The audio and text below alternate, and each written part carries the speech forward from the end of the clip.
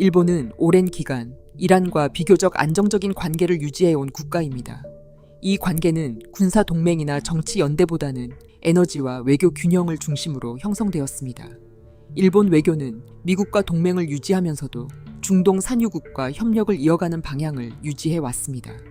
이러한 외교 기조 속에서 일본과 이란 관계도 이어졌습니다. 일본과 이란은 1929년에 외교 관계를 수립했습니다. 제2차 세계대전 이후 일본은 중동 외교에서 특정 진영에 강하게 치우치지 않는 노선을 유지했습니다.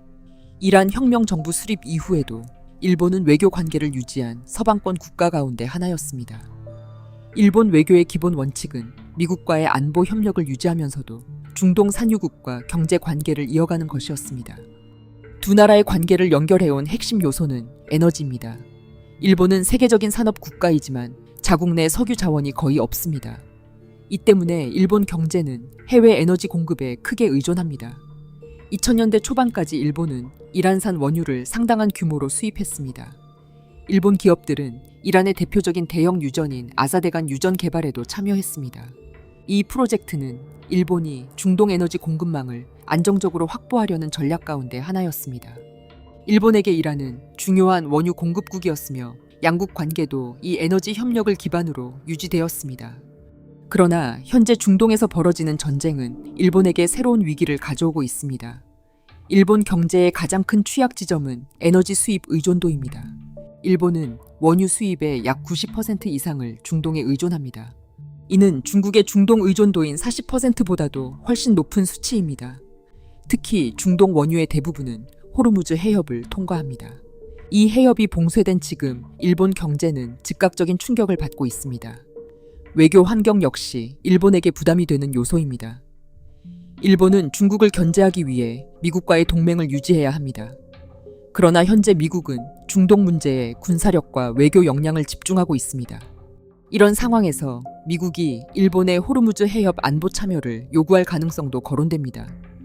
트럼프 대통령이 자위대의 호르무즈 해협 파견을 요구할 수 있다는 전망도 나옵니다.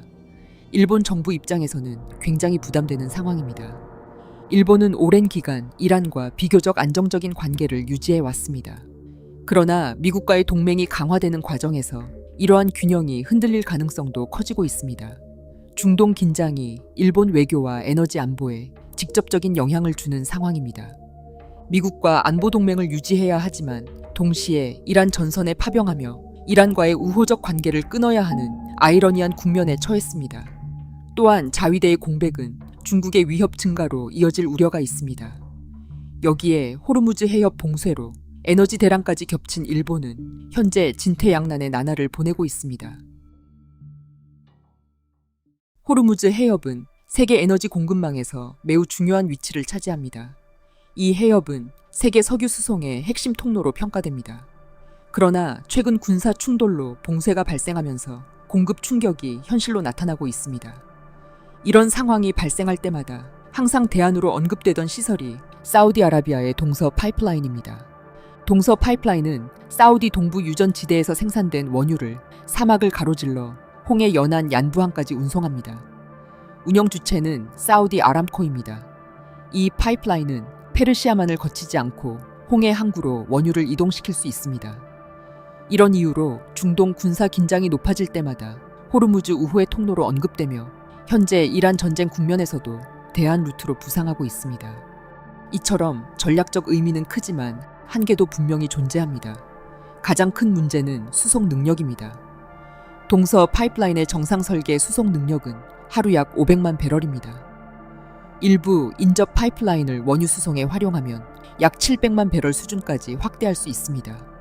그러나 이 규모는 여전히 호르무즈 해협 물동량과 비교하면 큰 차이가 있습니다. 최대 능력으로 가동해도 호르무즈 물동량의 약 30% 수준에 머뭅니다. 사우디아라비아는 일정 규모 수출을 유지할 수 있지만 페르시아만 전체 물량을 대체하기에는 부족합니다. 사우디아라비아를 제외한 산유국 상황은 더 취약합니다. 아랍에미리트는 합샨투 푸자이라 오일 파이프라인을 통해 하루 약 150만 배럴을 호르무즈 밖으로 이동시킬 수 있습니다. 그러나 이라크, 쿠웨이트, 카타르는 대체 수출 경로가 거의 없습니다.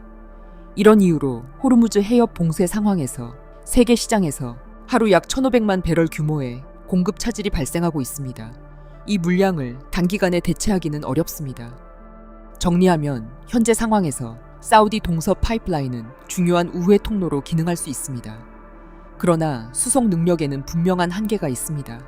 세계 에너지 시장의 충격을 완전히 흡수하기에는 부족합니다.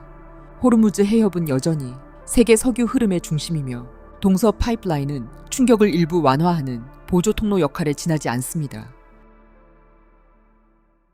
한편 전쟁으로 에너지 가격이 상승하면서 러시아가 이익을 얻을 것이라는 분석도 등장합니다. 그러나 상황을 조금 더 길게 보면 다른 흐름도 보입니다. 전쟁 이전 러시아는 이란과 터키와 함께 대규모 에너지 프로젝트를 추진하고 있었습니다. 바로 퍼시안 걸프 슈퍼가스 필드입니다. 우리에게 사우스 파르스 가스전으로 알려져 있는 곳이기도 합니다. 사우스 파르스는 페르시아만에 위치한 세계 최대 규모 천연 가스전입니다. 이란, 터키, 러시아는 이 가스필드를 기반으로 새로운 에너지 공급망 구축을 추진했습니다. 이 가스와 석유는 육상 파이프라인과 해상 운송망을 통해 향후 중국과 유럽으로 동시에 공급될 계획이었습니다. 이 프로젝트에는 막대한 자금과 시간이 투입되었습니다. 러시아에게 이 사업은 특히 중요했습니다. 우크라이나 전쟁 이후 러시아에서 유럽으로 향하던 가스 공급망 상당수가 차단되었습니다. 노드스트림 파이프라인도 파괴되었습니다. 현재 러시아가 의존하는 주요 통로는 터크스트림 파이프라인입니다. 그러나 이 경로 역시 안정적이라고 보기 어렵습니다. 우크라이나는 이미 터크스트림을 공격 대상으로 언급해왔습니다. 이 때문에 유럽으로 향하는 러시아 에너지 공급망은 여전히 불안한 상황입니다. 이런 상황에서 사우스 파르스 가스전은 러시아에게 중요한 대안이었습니다. 러시아는 이 가스전 지분을 확보해 유럽 시장으로 에너지를 판매하려 했습니다. 헝가리와 슬로바키아로 이어지는 공급망도 유지되고 있었습니다. 최근 판매량 증가로 러시아가 유럽 에너지 시장에서 영향력을 다시 확대할 것이라는 기대도 제기되었습니다. 그러나 이란에서 전쟁이 발생하면서 이 계획도 멈춰서게 되었습니다. 미국과 이스라엘은 이란, 터키, 러시아로 이어지는 에너지 연결을 차단하려 합니다.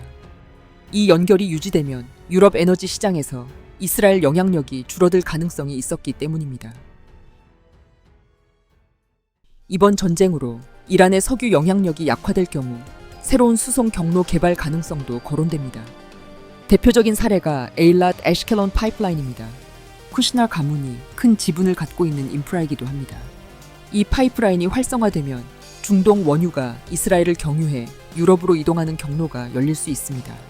이스라엘에 막대한 경유지 수수료가 발생하게 되는 것입니다. 현재 국제 유가 급등으로 미국 셰일 산업도 큰 수혜를 보고 있습니다. 이처럼 현재 전쟁 국면에서 어떤 국가가 손해를 보고 어떤 국가들이 이익을 보고 있는지 알 수 있습니다. 이번 전쟁을 어떤 세력이 어떤 목적을 위해 기획했다고 단정짓기는 어려운 문제이지만 큰 흐름을 살펴보면 결국 영미권의 에너지 패권이 강화되고 중동과 러시아의 연계, 그리고 터키와 일본 등 중동과 이익을 공유하던 다른 국가들이 피해를 보는 상황이 벌어지고 있는 것만은 분명해 보입니다. 그렇다면 이번 전쟁은 어떻게 마무리될까요? 기존 대안 루트들이 활성화되어 호르무즈를 완전히 대체하거나 이란이 조속히 백기를 들고 다시 페르시아만이 안정 상태로 들어가는 상황, 둘 중 하나입니다. 이 전쟁이 쉽게 끝날 수 없는 이유입니다. 시청해주셔서 감사합니다.